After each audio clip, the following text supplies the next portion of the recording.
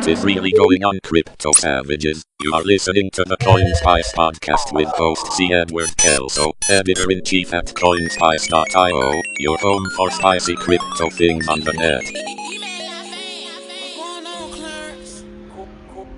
What is really going on, crypto savages? This is your host C. Edward Kelso, editor-in-chief out at CoinSpice.io, back with another episode of the CoinSpice Podcast. I've got Adam Kokesh. He is running for president of the United States. He is a libertarian activist, an anarchist, a voluntarist. He is a crypto enthusiast from way back, and he is not afraid to mix it up. He likes to fight. He likes to challenge ideas, whether it's interpersonal, online, or even with police. If you know anything about Adam, he ain't shy. So we were set to talk about all things presidential, all things crypto, and how that plays into it. And we do. We spend a great deal of the episode doing that. But then Acapulco happened. If you haven't already heard, a cryptocurrency advocate by the nom de plume named John Galton and his partner, Lily Devine, were involved in looks like a targeted hit. Some are saying it's a cartel hit in Acapulco. Some are saying it's an inside job. Some are pointing to a certain person as the main culprit. But the end here is that John Galton was murdered. And CoinSpice was one of the first, at least in the crypto sphere, to run the story.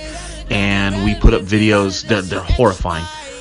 Video snippets of Lily, basically pleading for help minutes after the murder, and of course Jason Henza, who had been shot,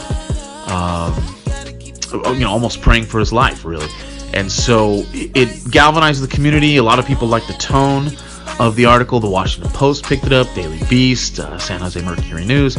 It got out there, and we managed to make some news with regard to some of the sources we cited. Enter Adam Kokesh. He kind of came out of nowhere, started injecting himself into the debate. I'm not sure if he was asked or if he volunteered it, or whether he was responding to comments related to his possible participation in Acapulco, which has something loosely to do with John and Lily, in the sense that John and Lily had forked the conference and started their own called Anarcho-Forco. Anyway, that's a whole other conversation. But anyway, Adam gets into the debate somehow and really starts to put it out there. He's naming names, and his theories, and he's warning people, and so he became news.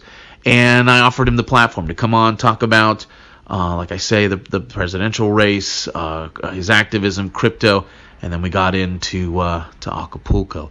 So it's such a long episode, I decided to leave it as one thing, and then to break it up into two separate parts in addition. So basically, I'm going to put 3 different episodes of this particular podcast online, so you can kind of decide whether you want to hear the whole thing in context, you just want to go about the activism and him running for president, which is super interesting, or you just want to hear what he has to say about Acapulco, John Galton, Lily, all that good stuff. Just to put my biases out there, I am a fellow traveler in anarchist circles. I've followed Adam's activist career for years. I find his tactics not things that I would do, but I always kind of learn something from them. And with regard to the Acapulco fellows and team, I have a strong connection to them. I was one of the first interviews Jeff Berwick gave way back when, and long before Acapulco, and he's always been very kind to me, given his time, and so I have no issue with the guy whatsoever. Also, more recently, I interviewed community producer or manager of Acapulco, Dana Martin, and she actually is a personal hero. I really do admire her, as I'm sure you can follow in the show notes to that particular episode. So I don't really have a dog in the fight. I if anything, I probably lean more an Acapulco team, but I felt like it was important to get Adam out there, get him talking, so you don't just hear the static 2D. We put it in one place. You can hear his arguments right now as of Friday, February the 7th, and where he thinks and what he's thinking about. And you can make up your own mind. Anyway, you'll listen to it. So here is the second half of the episode on Acapulco, the murder of John Galton, and some of Adam's theories and his prescriptions for how to deal with it. Without any further ado, here is the second part of a hour-long episode with presidential candidate Adam Kokesh. That's happening in Acapulco, and I'll just get right into it then. We were one of the first outlets, at least in the crypto sphere, to kind of break the story, and then the Washington Post took it, quoted us, Daily Beast, we're all over the place. And what Dan, thank you for stepping up there as a journalist. Well, it was important for us to cover it for the reasons that I think I've explained to you, but also because of how the media was handling it. But you come from a very interesting perspective on this, because you've actually been to the gathering that John and Lily forked. I have to be careful. Mm-hmm. And for those who don't know, a man by the name of John Galton, he went by the name of John Galton, and his partner, who went by the name of Lily Devine, were down, and they were part of the anarchist community in Acapulco, Mexico. I think they were in part lured in a positive way, by Acapulco and some of the community a few years back, and how that worked out. And then either they got disenchanted with the organizing of it, or just thought they could do something better. It's very much in the spirit. Well, and if I may jump in there, go right ahead. It was worth illuminating that when you say lured, and I'm glad you clarified that. This was, the central idea that Jeff Berwick put forth about living in Mexico as opposed to the United States, that, even though the murder rates are higher if you're not involved with the cartels, it's safer overall. And, I never had, I think it's all still, reasonably safe, although my basis of comparison is Fallujah. So, maybe that's not a great, standard. But, if they say the murder rate in Acapulco is, oh my gosh, twice what it is in Chicago, which is I think what they've been saying, right, in the mainstream articles, and that the first a few of the mainstream media articles, I think it came from the AP one, pointed that out. Right. Like, your odds of getting murdered walking down the streets of Chicago are infinitesimally small. So twice of infinitesimally small is still very, very, very small. But this general idea that living in Mexico allowed for more freedom in the United States and was reasonably safe. And I think that idea has total legitimate merit. And I think that people who don't like where they live in the United States should consider that. I never went to make that decision for myself. I believe that the United States is one of the best places on earth to live overall. It's an incredible statist nationalist community, if you will. And it's also, it's the United States is at the same time the seat of the biggest empire the world has ever known, and possibly our only hope of stopping it. So I'm kind of committed to here, and I never had to do that calculus for myself. Should I live in Mexico or not? But a lot of people, well, I should say at least a few dozen people did as a result of Jeff's promotion, and that's the genesis of the anarchist voluntarist community in Acapulco. It caught on, and a lot of people went down there, including John and Lily, and they joined the gathering there a few times, and got a little bit of notoriety, and then decided to fork it, which in the crypto community is very, very much in line with our thinking. You sort of take from the previous incarnations of something, and then you kind of go your own way if you don't like how things are going. And fork for us, for a lot, not everybody in the space for sure, but fork for us means a kind of freedom. So they forked it off. Absolutely. A narco forco, or yep. Narca forco. And so the Forco idea started, I guess, last year, and they got some participants and did well. Then I'm not sure what happens next in terms of their involvement. There's rumors. There's a bunch of screenshots out there that have been sent to me, hearsay, and all this other stuff.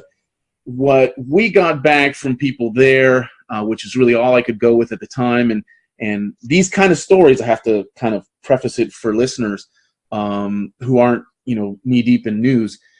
Ironically, they get clearer the further you move away from them. So the more time it takes, it actually, you learn more, because what you get initially is emotional reactions. We posted the horrifying video, Lily and Jason, and it's terrifying to watch. And so at this point, all I have is hearsay and circumstantial evidence. But what the community has, even that's fuzzy, but I'm going to go with it anyway. What the community has put forward is that this was a cartel hit of some kind, and cartel is certainly big. Hold on. Let's be precise. I just want to say, let's be precise with our language. When you say the community has put forth this, I think it's worth identifying that everybody who jumped on that story right away and put forth, it was a cartel, they were competing with cartels, everything is safe, it wasn't the community as a whole. The community as a whole questioned this right away. Those were people who are organizing and promoting and have an interest in the main Acapulco conference. Right, and so... and the Mexican authorities and the mainstream media who put this simple, straightforward narrative of John was a threat to the cartels, and the cartels killed him, and this was a cartel hit. That was sort of my point, in that it's the word cartel along with the word community. Especially the word cartel has a very dog whistly type response from the States, and it's kind of a just so story. It wraps everything in a bow, and okay, this was some dirty hit, drugs, and he was killed by the cartel. Go ahead. Sorry. Since you raised the term cartel, I wanted to, for the purpose of this conversation, when I use the word cartel, I'm not talking about business cartels or monopolies. We're talking very specific about the large underground businesses that deal drugs based out of Mexico that are extremely violent. Right.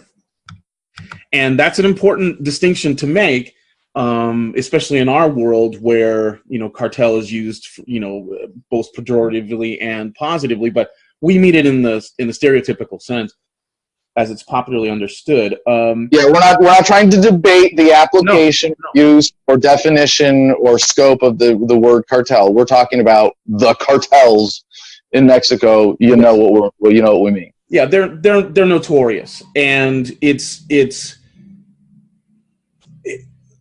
okay. I'll just say this.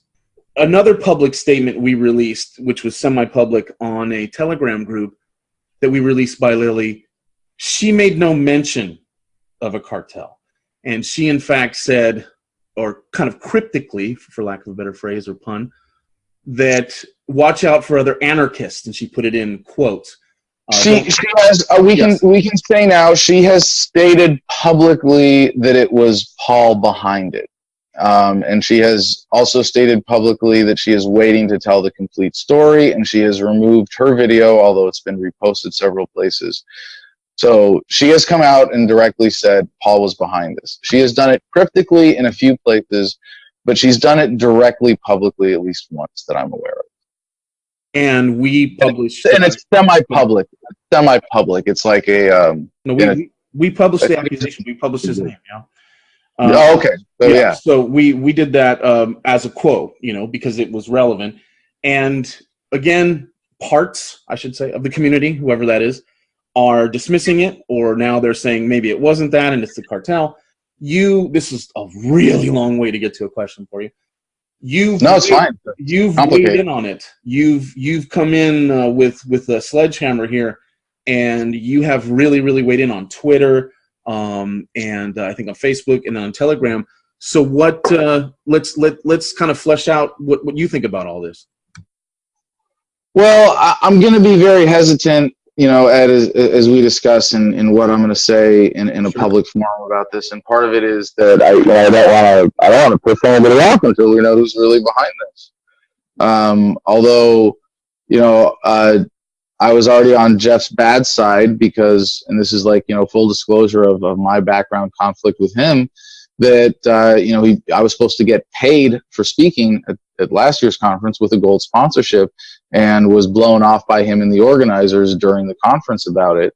And they just kept making excuses as to why they couldn't do it. And I was supposed to get like a double whatever something for this year. And when I started, demanding what I was promised for compensation, that's when he uninvited me using Larkin's bullshit attack against me as the excuse for that.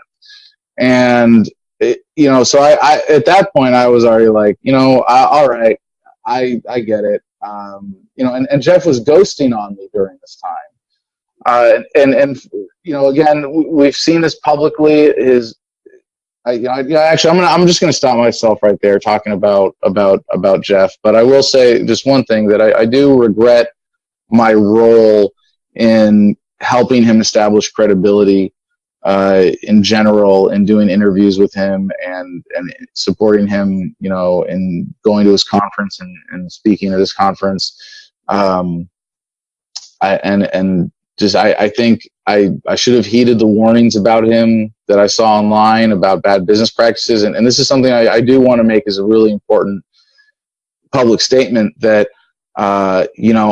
I made the mistake of thinking, oh, he's come out and said that he's a voluntarist now, he must be a good guy now. And, there's so many fallacies behind that, but that's the temptation, because I know that I'm a voluntarist because I'm a good guy, because I care about people, because I want to see the world be a better place for people, because I believe in ethics and justice and principles. But just someone saying that, or saying that they agree with you on that, or recognizing that fundamental truth, doesn't change their true nature. And I think Jeff's true nature has been revealed in all this. And he even publicly threatened me today on Facebook and said, and this is the quote, "I'm taking you out next." So, like, this is someone who has serious anger issues and self-control issues, and I don't think there should be a community or a conference around him. And again, I'm sorry for any role that I had in bringing him up, or in the movement, or in his credibility. As for his role in this murder, I don't know anything for certain. So I don't want to say anything else, because it's all speculative, and it would be irresponsible to sort of, name him as a suspect. But I'm not the first one to mention that possibility. And I wouldn't be mentioning it now publicly if I couldn't point out that Paul, the gentleman who was fingered in this immediately by Lily, has come out and suggested this theory that I hadn't even, that was a little just too crazy of all the things that I was considering. But Paul has come out and publicly said, at least suggested this theory, that this was somehow an inside job, and that Jeff basically arranged for it. And I don't even want to say anything more about that. There's a lot of stuff that's public. If people want to go to my personal Facebook page and see the statements that I've made thus far, hey, get into it. If you really want, you want to get into this murder mystery, you could be on this for a long time. There are 2 semi-public chats on Telegram. One is called Acapulco Uncensored, and you can get on that and see my conversations in there. And then one is just Acapulco something or other. But if you search Telegram for Acapulco, you can find a couple of groups there and join or lurk or what have you. And there are a lot of screenshots being passed around and all of there. You can find, you can read a handful of mainstream media stories. You can see the one that more comprehensive that came out today, that was the second one to hit the Drudge Report from the Daily Beast. Yeah. Second one was Grudge. First one from the Daily Beast. I believe yesterday or the day before they linked to the Washington Times, which was just basically the AP story. So I'm a little concerned that this is going to be used as a story like against anarchism, voluntarism specifically. Well, I'm digging. I'm trying to get to the bottom of this. I'm putting stuff together here.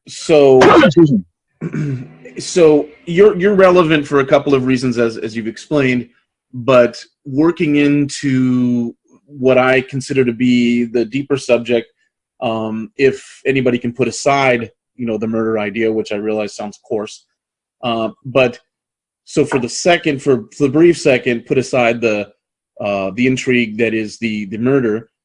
Yeah, you're gonna change the subject that way. I do want to make clear, and I think you would join me in the sentiment. I mean, my first priority here is to find out what happened so that people are safe.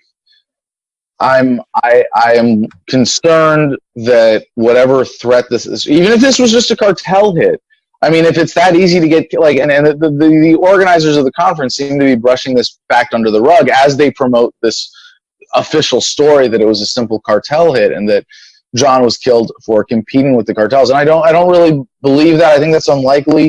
It's possible, but from everything we know, his business was extremely limited, very small at most, and he hadn't been, according to some people, dealing coke for months. And what he was like, it was just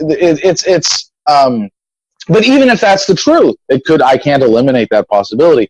Jeff Berwick says he has contacts with the cartels and has confirmed that that's what it was, but hasn't substantiated that at all.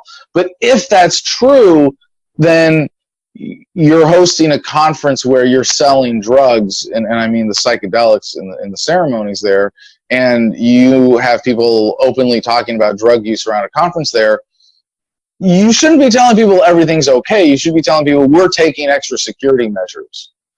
If not like, hey, this isn't safe right now. So it's still possible that this mainstream story is the correct one. It just, the more you look into it, the less likely that it seems, and the more craziness and dishonesty you see around it. That's very alarming. I'm sorry to change subjects again, but yeah, just the intent here is I'm concerned about people's safety and I'm concerned about justice. And did you know either John or Lily? Yes, but only somewhat in passing. We had hung out and just chatted briefly at Acapulco. I think last year and the year before. And maybe we chatted a few times online or on Messenger, but it was very, very limited. Okay. And so I think at least for the relevant side here, because we've kind of hit a snag where we don't really know what's going on. We have some ideas, some I guess intuitions about it, but I think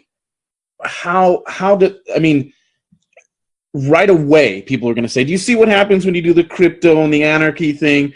A bunch of yahoos gets involved and they can't control themselves, and then they I saw a post today that I thought was, if there's going to be any silver lining to this so far, and again, it's very early, people were saying, people aren't running to the cops yet, people aren't doing this, the community's trying to come together and work itself out in clumsy ways. We're trying to figure it out. There's debates, there's infighting. It's just kind of all the there's a vibrant conversation around this. But no, the thing about going to the cops, first of all, we don't know what Lily and Jason was a gentleman who was wounded on the scene, right?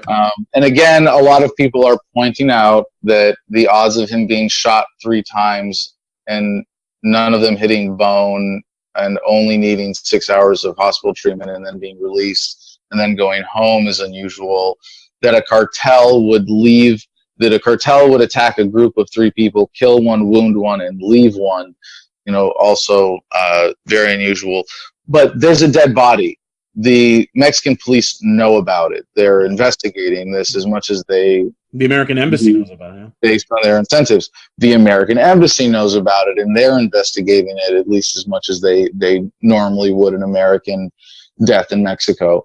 So there's nothing to be done by calling on government at this point. And I don't think anybody investigating is contacting members of the community to try to untangle the mystery and see what the motivations are. And the thing is, I also want to point out that we might never know that this could be one of those things that unless someone admits to what happened,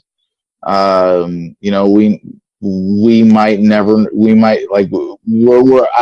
the last, I've been following this since it happened on February 1st. And today is February 7th. After 2 or 3 days, I hit this wall of there's sort of these three possibilities that, either it was an inside job, or it was a simple cartel hit, or it was some kind of hired hit. We're kind of, at this wall in terms of the investigation right now, or at least I am. Excuse me, I am. Where, and I'm not going to say anything about, because I've been sent a lot of stuff that, like, I have so much more background on this and stuff I can't share. Sure. But I can say that none of the information I have really would confirm or rule out any of those three possibilities. And that in and of itself is kind of scary and disturbing. And I think anybody who goes and looks into this is going to have, I've asked half a dozen people I know who are close to the situation now, what's your best theory and why? Right. And I've gotten 6 different answers. Sure. And this goes to the heart of what I'd kind of, more or less end on here, which is, okay, so from my perspective, my dealings with Acapulco and I guess Dana have been very, very, very pleasant, awesome. I just want to put it out there. And I've had no issues with them whatsoever. So this is not, I'm not putting Adam on to throw shade or anything. This is, Adam was a part of that particular community for a while, as he's talked about. And he has weighed in as a celebrity within this community. He's crypto relevant. He can speak to a lot of these issues. The reason that I want Adam on so badly is really for this question, which is, does this essentially, does this prove the anarchy idea can't work? And more importantly, how does the community move forward when something like this happens?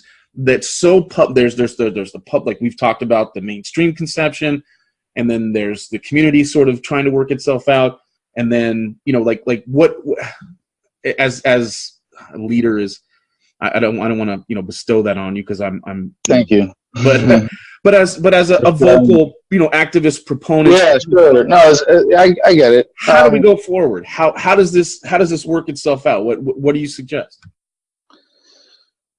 Well, I got to respond to a lot of what you said in there, and this is challenging for me. I'm not here to say that I've got all the answers, or I've got this all figured out. Mm-hmm. I don't think anyone is trying to say, oh, because one person got killed, this philosophy is wrong or it doesn't work. I don't think they're going to that. But for the people, one of the reasons the mainstream media is picking up on this, like they are, is that most people do not think like us. The white male, INTJ, analytical personality type that just has to figure out objective truths. And even we have to admit that in most regards, and big sidebar here, when I give speeches, sometimes I always like to put my audiences on the spot, but sometimes I'll say, how many of you designed the cut of the shirt that you're wearing right now? And most of them, no one says, there's a smart answer, but smart ass answer, but nobody raises their hand or anything. Or says, yeah, I designed my shirt. And I say, well, look, in the area of fashion and design, you're all a bunch of sheeple followers then, it's just put yourselves in the shoes of people who feel about politics and government and the big issues of justice that we care about, the way that we think about fashion. and they see a story like this and they go, oh, they might, and they're not thinking on an analytical philosophical level, but what they do see, and this is the legitimate threat here, and this is why the mainstream is pouncing on this, is not to discredit the philosophy. I don't think they're reaching to that. But they are trying to discredit the lifestyle and sort of the philosophy by proxy. So if you say, look, living like an anarchist will get you killed, don't be an anarchist. Right. Then, that's all they have to do to have that general negative effect that they're always looking to have here. And this isn't some conspiracy. This is just, the ideology of most people in the media reflects the ideology of most people in the population, plus the string pullers getting extra weight. You hit it totally on the head, and I had we put up the snippets of the Facebook videos from Jason and Lily, and the comments on YouTube. I mean, I'm sure you're used to it, but would make your hair curl. YouTube is especially. It sounds like someone.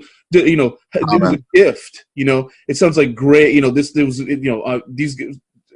See, one less hippie kind of story. Yes. And I was blown away by it, which may say more about me than them. But anyway, I'm sorry. But also bear in mind, I mean, the YouTube comment section is a very strong filter in the sense that it filters in the worst, and it's also one that's heavily been dominated by bots and trolls for a long time. So, like, I consider, like, Facebook to be, like, the infected, pus-filled, seeping, septic underbelly of the public conversation. But then YouTube is, like, what the shit from that, or I should say, YouTube comment sections are what the shit from Facebook drips onto. Right. It's even one level worse. So take that all with a grain of salt and know that there are deliberate efforts to derail, divert, and spread FUD, fear, uncertainty, and doubt in that conversation. And anybody who's listening right now who's gotten this far into this interview who hasn't heard of COINTELPRO, go look up COINTELPRO. It's exactly how it sounds. It's a portmanteau that the FBI came up with for counterintelligence program. It's what they did to mess with activists in the 60s and 70s. There's a great Wikipedia article on it. Do a little more research, but you better frickin' know, if you want to keep up with this conversation, what COINTELPRO is. So there's part of your question I haven't gotten to yet, right? What do we do here? Yeah. So, and actually, first about the lifestyle thing, I think there is a deliberate point of reflection that the movement should take here on what kind of lifestyles are we promoting, because a lot of people are very reactionary in their libertarianism, that they proudly call themselves anarchists when they're anarcho-capitalists or voluntarists. I think it's a bad misnomer, but it's a long separate debate about semantics we'll get into. But there is a sort of reactionaryism that is really personified by John and Lily Forrester, Galton, or Divine, however you want to refer to them. Right. I think John Galton we should be embracing that. That's the main, hashtag John Galton. That's how we're going to be identifying the story for a long time. It's the John Galton murder.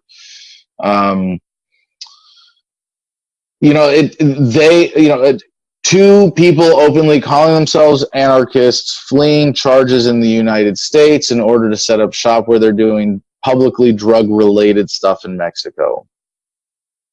Yeah, that's going to be risky, one way or another. Right. And like, whereas what I've chosen is my expression of this, my ultimate expression of this lifestyle. For me, it's living self-sufficiently off the grid. And living in, as much as possible an ethical lifestyle, and, raising kids, I hope someday, unschooled and, with an ethical respect for their personhood as human beings, and to, you know, be an advocate for this message as best I can. So, you know, and maybe that's, to a lot of people, my position is already very extreme. You know, and I do live like government doesn't exist in a lot of ways, but I don't pretend that it doesn't. You know, and so maybe it's, you know, getting, you know, being more careful about who we as honest libertarians associate with. And if it's someone like Jeff Berwick, people who have been caught publicly lying, people who have used dishonesty to promote their interests, to hurt other people like himself, and you know, I mean, I guess I can say publicly, Jessica Kill, the main conference organizer this year, who really has rubbed a lot of people the wrong way. A lot of people, like, you know, not just for me being uninvited, but for Derek Rose being uninvited, for policies around tickets and prices going up and a value going down, and so many other things. This just drama and nonsense around the conference. Anyway, I just hope everyone stays safe, you know, at least until we find out what's really happened here. If we ever do. If not, I hope everyone, you know, is paying enough attention, who's close to this, to adjust their security mentality accordingly. If you are going to Acapulco, if you've bought tickets and paid for the hotel and you don't think there's any particular danger and you want to support the conference, you know, just please be as careful as you can. I think the best advice is, you know, don't leave the hotel. Don't piss anybody off. This is a good time, and I'm a little afraid for myself here, having stepped in this vocally, publicly a little bit. But you know, I couldn't hold back what I've observed and what I've seen so far. You know, and I, again, I've never suggested publicly in any way that Jeff has anything to do with the murder. That's what Paul has done publicly. But there is enough dishonesty around Jeff Berwick from him himself that I've experienced, that other people have experienced. I don't think there should be a community around him. I think if Acapulco is going to continue at all, it should be handed off to the community somehow, or at least to a trusted community, and run like a nonprofit. So it can't just be, you know, Jeff's scam drama circle. Who knows what he's doing with you know, the money around all of this, given his track record here. So, and again, I'm doing my best to speak precisely here. I really encourage everyone, if you're going to do any kind of, make any kind of decisions, think for yourself, check sources, check references, question everything, question people who are telling you, question me, because I might be wrong. I'll tell you, I will never publicly lead you astray. I can't say I'll never lie, because if you put a gun to my head like a cop, I will lie to you in order to get that gun pointed away from me. I believe that lying is a violation of you know, lying can be an act of aggression, but in that same sense, it can be defensive. I will never lie to you in my own interest, or lie to you in any kind of deceptive way, but I may be misinformed. There's a lot of misinformation around this. I'm being fed conflicting accounts of several elements of the story by people who are close to it. So I may have some facts wrong in my analysis. But generally, you know, my advice is think for yourself. You know what the right thing to do is for you. Do that. Do it with confidence. Do it with a smile on your face. Be happy that you're alive and breathing in a world full of beautiful, wonderful, loving people. And it's unfortunate that we have to have these conversations every now and then, but someone has been killed, and we're willing to, we should be willing to have the serious conversations that reflect just a basic value for human life, and wanting to protect it and defend it and find out what's really going on here. So, Ed, I don't know if that's what we wanted to close on, but that's pretty much all I have to say about it. And you know, I want to thank everybody for listening with an open mind about this. And if people have any information that they think would be useful in figuring out what has happened here, please share it with me. You can find me on Telegram. I think if you just search for my name, although that's kind of private, and I'm there by my phone number, which I'd like to keep private. We'll link, my private. link to it. No, but people can email me at my general public email address, adam@thefreedomline.com. If you have anything, any insights about this to share that I haven't obviously covered, please help me out here. If you look at the evidence and find something, please let me know. If you have information that I don't have, please help me out. I think there are only a handful of people who are really tracking this like I am, and only a handful of people who are closer to it that might have information that I don't. And also, if you have specific questions for me, I've pretty much said everything I'm going to say publicly or share publicly on Facebook. But if you email me and say you have some particular reason that you need me to substantiate something with screenshots, you're not just show me because prove whatever you said publicly. But if you have a reason, I'm happy to share whatever background evidence I have to people who are serious about helping figure this out or get justice in this case. Well, man, I lied to you. I said I was going to have you for a half an hour, and you stayed on for. Yeah, it's my fault for interrupting, but I'm very aware, and thank you for acknowledging that. It's been a pleasure, and I really appreciate the opportunity. Yeah, man. Take good care of yourself. We will link to all things Adam Kokesh in the show notes here, but he is, as he says, out there. Thanks again, Adam, for coming on, man, and take good care of yourself. My pleasure, brother. Peace and love to you.